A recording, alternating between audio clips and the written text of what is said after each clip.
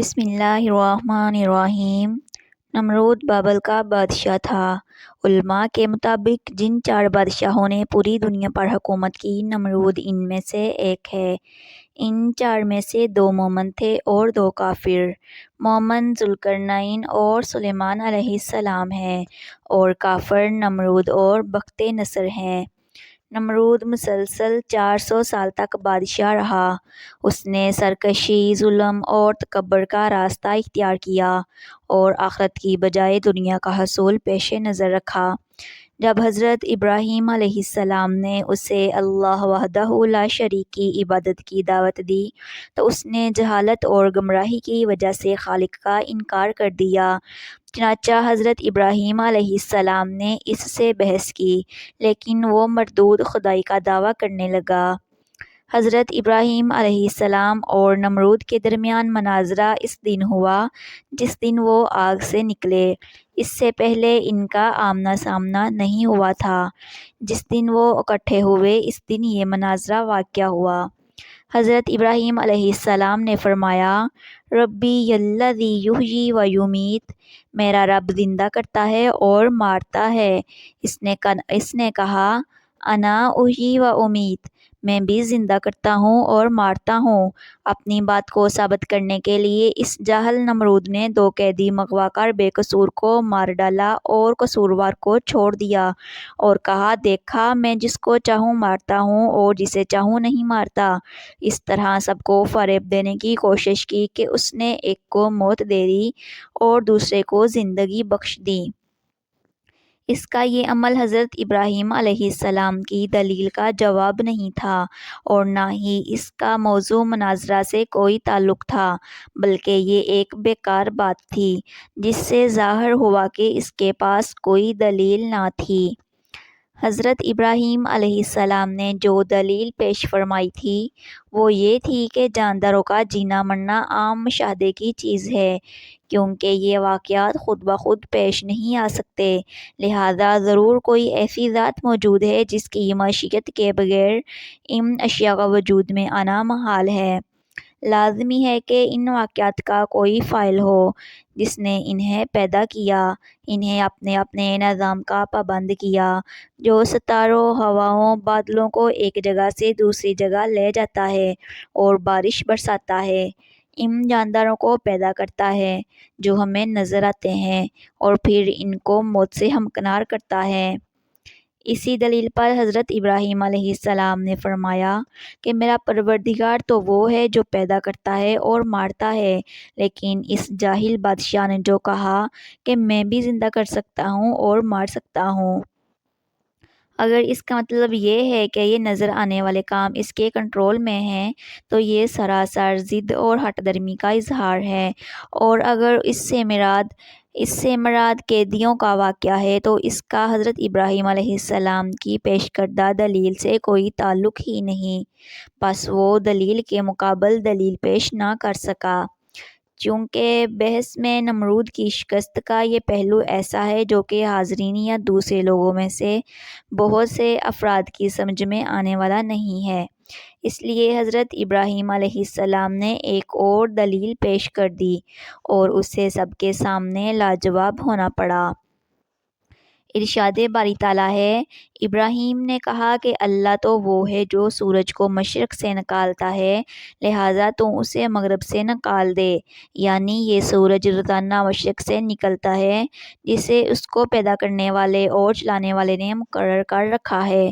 اگر تو ہی زندگی اور موت کا مالک ہے جیسا کہ تیرا دعویٰ ہے کہ تو زندہ کرتا ہے اور موت دیتا ہے، تو اس کو مغرب سے لے آ، کیونکہ جس کے ہاتھ میں زندگی اور موت کا اختیار ہو وہ جو چاہے کر سکتا ہے، اسے نہ منع کیا جا سکتا ہے نہ مغلوب کیا جا سکتا ہے، بلکہ وہ ہر چیز پر غالب ہوتا ہے اور ہر چیز اس کے حکم کی پابند ہوتی ہے۔ اگر تیرا دعویٰ سچ ہے تو یہ کام کر، ورنہ ثابت ہو جائے گا کہ تیرا دعویٰ غلط ہے، اور یہی حقیقت ہے، اور ہر شخص جانتا ہے کہ وہ تو یہ کام نہیں کر سکتا، وہ تو اس قدر عاجز ہے کہ ایک مچھر بھی پیدا نہیں کر سکتا۔ اس طرح حضرت ابراہیم علیہ السلام نے اس کا جہل اور عاجز ہونا واضح فرما دیا، لہٰذا اس کے پاس کہنے کو کچھ نہیں تھا اور اس کا منہ بند ہو گیا۔ اس لیے اللہ پاک نے فرمایا فَبُہِتَ الَّذِي كَفَرَ وَاللَّهُ لَا يَهْدِي الْقَوْمَ الظَّالِمِينَ۔ یہ سن کر کافر ششدر رہ گیا اور اللہ بے انصافیوں کو ہدایت نہیں دیا کرتا۔ نمرود نے اشیاء خوردنی کا انتظام اپنے ہاتھ میں رکھا تھا، لوگ غلہ لینے کے لیے اس کے پاس جاتے تھے۔ حضرت ابراہیم علیہ السلام بھی دوسروں کے ساتھ غلہ لینے گئے۔ اس نے حضرت ابراہیم علیہ السلام کو غلہ دینے سے انکار کر دیا۔ آپ خالی ہاتھ لوٹے اور گھر کے قریب پہنچے تو دونوں بوروں کو مٹی سے بھر لیا۔ اس نے کہا کہ جب میں گھر پہنچوں گا تو گھر والے مطمئن ہو جائیں گے۔ گھر پہنچ کر انہوں نے بورے اتارے اور خود سو گئے۔ آپ کی زوجہ محترمہ حضرت سارہ اٹھ کر بوروں کے پاس گئیں تو دیکھا کہ وہ عمدہ غلے سے بھرے ہوئے ہیں۔ انہوں نے کھانا تیار کیا۔ جب حضرت ابراہیم علیہ السلام بیدار ہوئے تو دیکھا کہ کھانا تیار ہے۔ انہوں نے پوچھا، یہ کھانا کہاں سے آیا؟ زوجہ محترمہ نے فرمایا کہ جو آپ لائے تھے اسی سے تیار کیا ہے۔ حضرت ابراہیم علیہ السلام سمجھ گئے کہ یہ اللہ پاک کا معجزانہ طور پر عطا فرمایا ہے۔ مردود ہر بار توحید کی دعوت کو قبول کرنے سے انکار کرتا رہا۔ بالآخر بولا، تو اپنے لشکر جمع کر لے، میں اپنے لشکر جمع کرتا ہوں تاکہ تیرے خدا کے ساتھ میرا مقابلہ ہو۔ حضرت ابراہیم علیہ السلام نے فرمایا، اے مردود، تو اپنا لشکر جمع کر، میرا خدا کن فیکون میں جمع کر دے گا۔ تب وہ مردود مشرق و مغرب کی فوج کو جمع کرنے میں لگ گیا۔ حضرت ابراہیم علیہ السلام نے آخری بار بھی اس کو ہدایت کی دعوت دی، لیکن اس مردود نے کہا کہ مجھے تیرے خدا کی کچھ حاجت نہیں۔ اس وقت حضرت ابراہیم علیہ السلام نے دعا مانگی، اے مالک، یہ ملعون و نافرمان تیرے ساتھ مقابلہ کرنا چاہتا ہے، اس کو ہلاک کر۔ تیری مخلوق میں مچھر ادنیٰ اور ضعیف ہے اور کئی جانوروں کی خوراک بنتا ہے۔ میں تیری رحمت سے اس مچھر کو مانگتا ہوں کہ وہ اس مردود کا خاتمہ کرے۔ پس ان کی دعا قبول ہوئی۔ نمرود نے اپنی فوج کو میدان میں اکٹھا کر لیا اور حضرت ابراہیم علیہ السلام سے کہا کہ اگر تیرا خدا چاہے تو زمین کی حکومت ہم سے چھین لے، مگر اس سے پہلے میری فوج کا مقابلہ کرے۔ حضرت ابراہیم علیہ السلام نے اس سے کہا کہ مردود، دیکھ، میرے خدا کی فوج آ گئی ہے۔ نمرود نے دیکھا کہ مانند ابر سیاہ ہوا پر کچھ چلا آتا ہے۔ یہ دیکھ کر لشکر میں ہلچل مچ گئی، مچھروں کا شور پھیل گیا اور اس مردود کا سارا جوش و خروش جاتا رہا۔ یوں اللہ پاک نے اس لشکر پر مچھر مسلط کر دیے۔ انہوں نے ان کا گوشت اس طرح کھا لیا کہ صرف ہڈیاں باقی رہ گئیں۔